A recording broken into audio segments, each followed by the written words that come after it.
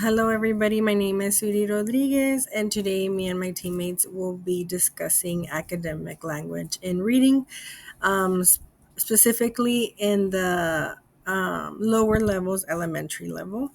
I hope you enjoy our presentation. So, as you know, we've been studying academic language throughout the semester, and we know it is a more complex language used in schools, textbooks, and it's to help our students understand that academic content that they need to learn in schools. Of course, here I provided the longer definition, right, and how it is used to encourage higher order thinking, right? So of course our students need to know academic language to be successful in school, because that is how any textbook or lesson tests are going to take. That's what they're going to see in there.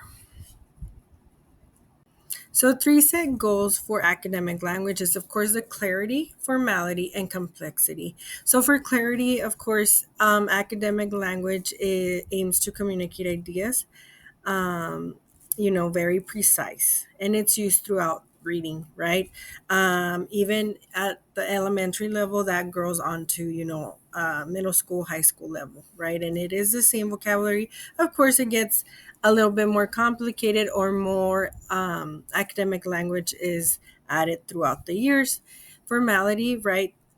Just as we teach it, it needs to transfer in their writing, right? They need to show that they understand this academic language, that they're using the academic language in their writing, because we do see a lot of slang. So as teachers, we should keep away from the slang vocabulary that our students might be familiar, or even ourselves, right?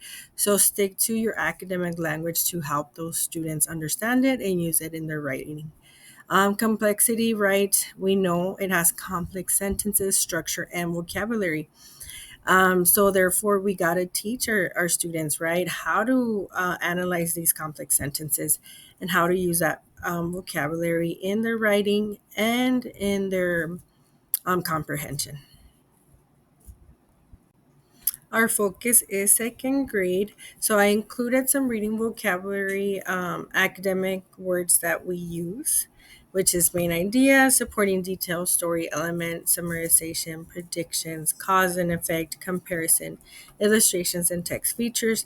These words are not just seen in the elementary level, we see them throughout, you know, their middle school level, high school level, sometimes too. Okay. Ways that we can help our students: we got to pre-teach this vocabulary that they have no clue on. We got to use context clues. How are we helping our students understand these new concepts, right? So show them how to use context clues to help them out. Word walls: a lot of our students are very visual, therefore allowing that word wall, they can always refer back to it, right? Think alouds, right? Giving them time to think and share with their partners, group partners, is going to help them and assist them a lot. And providing those sentence stems, right? We got to give them that little push to know how to start. So we got to provide all these, tools for them. Hello, everybody. So now that Suri has reviewed with you what is academic language and talked to you a little bit about the specialized vocabulary using English language arts, let's talk about what are some challenges that English language students or emerging bilingual students face. So the first one is understanding complex discipline and specific vocabulary. Of course, it's hard for their students to really understand some specific vocabulary as the theme, the metaphor used in one reading, because that is something that they don't usually use in their everyday speaking, right, or everyday routines. And another challenge that we found was decoding figurative language and culturally embedded language. So an example of this is when they are doing or completing a reading that has phrases as "is reading cats." Of course, it will be a huge challenge for them to understand what does that sentence is trying to express, because they don't have that cultural background, right? Is a lot of culturally and linguistic meaning embedded in that phrase that they don't have. Another challenge that they usually face is mastering academic grammar and syntax. So they usually don't use that specific grammar or syntax. Those nominalizations are very unique for English language arts that they don't get used to, and it's very hard for them to understand those. The other challenge that we found is interpreting text structures and author purpose. So our ELs students can read the text, can my summary, so the text, but when it's time to really understand what is the author trying to say or what is the author's purpose, it's very hard for them to understand that the author is trying to pursue them to do or understand something. The next challenge is using evidence effectively in speaking and writing. So many of our emerging bilingual students are getting to learn the language, and in the majority of the time, they don't know how to express their ideas in speaking, and it's even harder for them to put it in writing. So this is another very common challenge. And the last one is balancing language learning and content mastery. So sometimes we see that our multi or emergent bilingual learners or multilingual learners process their learning of the language learning in a very unique way at the same time that they are mastering the content.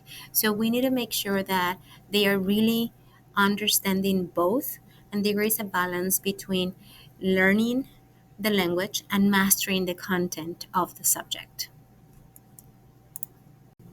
Okay, here is your lesson plan. It's for second grade, and in this lesson plan, the students will be using context clues to determine word meaning. Of course, will be in English language arts, and it's about, like, for this lesson plan, it will take about 45 to 16 minutes. Now here we have our learning objectives for the lesson plan. So the first one is the content, which is basically that the students will use context clues within and beyond sentences to determine the meaning of unfamiliar words. Okay, and those words are going to be second grade English language arts words. Then we have the language objectives, and these ones are very aligned and connected with the WIDA goals, which is language goals, to be more specific, with the language arts vocabulary goals, which is relating, informing, expanding, and debating. So we want for the students to really relate the content or the vocabulary. We want for those words to really share, like for the students to share that information. They will be able to explain, and then will be able to really discuss and justify their ideas. Okay, so here is your lesson plan for second grade language arts. And we decided just to put the lesson plan that we created. I will not go deep into the lesson plan, but I will focus on explaining what is a TIC, which is for the students to use content within and beyond a sentence to understand or determine the meaning of different vocabulary or unfamiliar vocabulary words. It's very important for them to align those with the WIDA standards, to be more specific, the standard number 2, which is the language of language arts. We want them to really relate, inform, explore, and debate that language to get those skills to really learn those unfamiliar words by using context clues. We are using we have the specific structure, so we're going to do the opening, then the direct instruction, the guided practice, and they're going to be practicing with language, and they will complete the independent practice, and we close the lesson. We have a specific assessment, and I think this lesson is very good for second grade to really get to, as I said, to use the content within and beyond to really understand what is the meaning of a specific, like the meaning of unfamiliar words. So now that we have already the lesson plan, let's think about what are some specific strategies that we can use to address both language development and academic language as well. So the first strategy that we are included here is cognates. So we can create cognate connections with the students. We can create an acro chart with all different words between English and Spanish, and they can see how different words are similar between both languages. So having them to make connections between languages will help them to build vocabulary.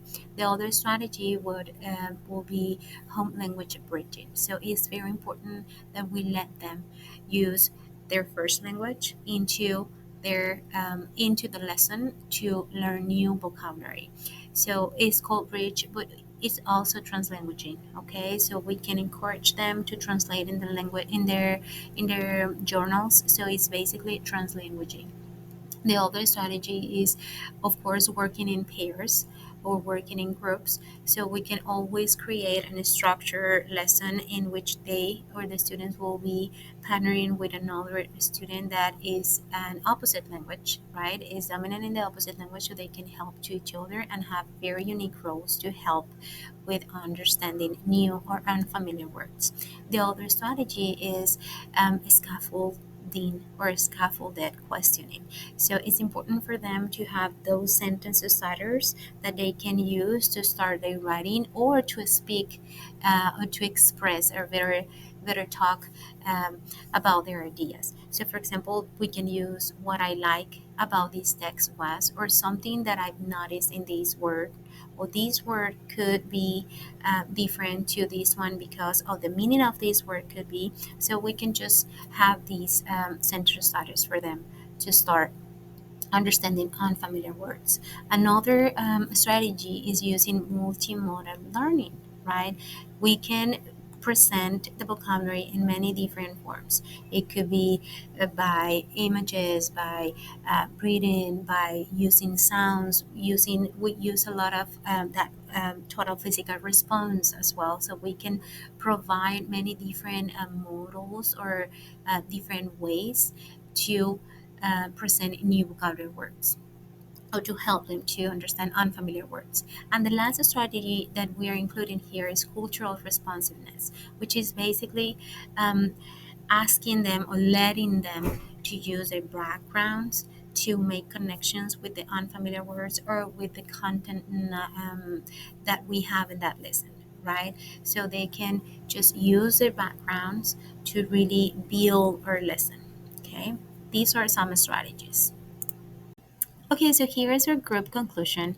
So first of all, teaching language arts, English language arts to emerging bilingual students or English language students is very hard. It's challenge for them to learn because usually language arts or English language arts, this language has a very unique vocabulary and demands a mastery of vocabulary, a mastery of grammar, syntax, and sometimes it's very hard for them to really master these subject. Another conclusion that we came up with is the dual language students, when they are not just dual language students but generally like multi-language learners, they are learning more than one language at the same time, and it's very hard for them because that could limit their participation in class. So it's not easy for them because they are started to learn the language at the same time that they are learning specialized vocabulary and specialized grammar. So it's very hard for them to master both at the same time, and they will not participate in the same as other students, and of course that will impact their achievement or their performance in class. And the last conclusion is like we need to provide a specific scaffolding for them. We need to have a specific strategies to help them to build that vocabulary. So we need a model. We need to have a lot of partner discussions. We need a scaffolding writing, the speaking. So as a teachers, we need to provide different bridges for them between their first language and the second language, and I understand that it's not because they are low or they don't understand. We need to engage them in the lesson and really try to scaffold their learning into um, that academic vocabulary. Thank you so much for watching this presentation. Bye. Here is the page with the references. Well, thank you so much again. Thanks for watching. We hope that you enjoyed the presentation. Bye.